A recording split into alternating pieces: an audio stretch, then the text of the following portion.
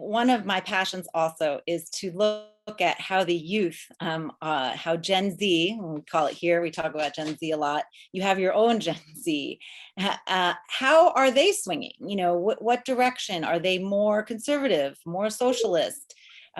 We have a lot of anti-socialism rhetoric here. Even here where I am in New York City, we have stop socialism political signs, believe it or not.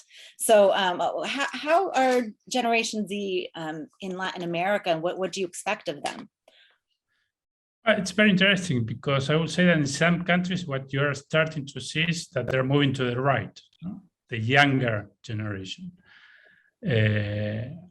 One example is in Argentina. We had elections a few weeks ago, and you had a new candidate that came from the right, and he won among the youth voters in the city of Buenos Aires, and that was a surprise, and it's in the media, in the social networks, like an important development, because as in many countries, we tend to think that the youth tends to be more progressive. But I think it has to do with the rejection of the elites.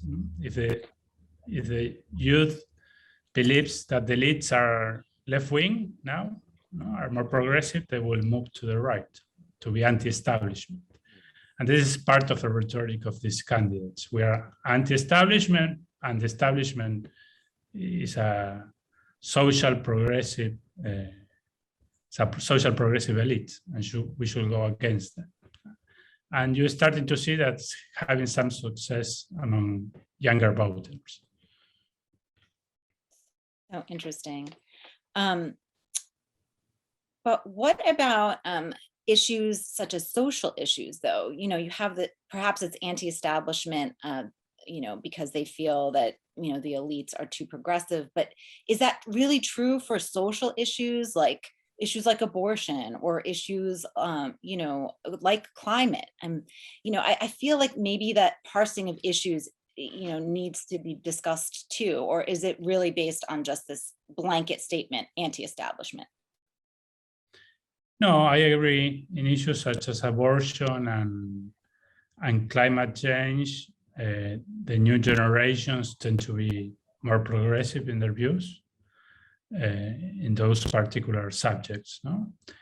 You have had some changes. In the case of abortion in Argentina, it has become legal. That's a big change. But in most countries, you still have a majority against that agenda. And again, you have a very active evangelical movement similar to the US that's playing an important part in politics. So you don't see, you may say even that the Catholic Church with the new Pope, that's a Latin American, an Argentine, Francis, have adopted more progressive views, but the evangelicals have not. No? So maybe the ones who are playing a major, the most important role in that political fight are the evangelicals. And Bolsonaro is an example.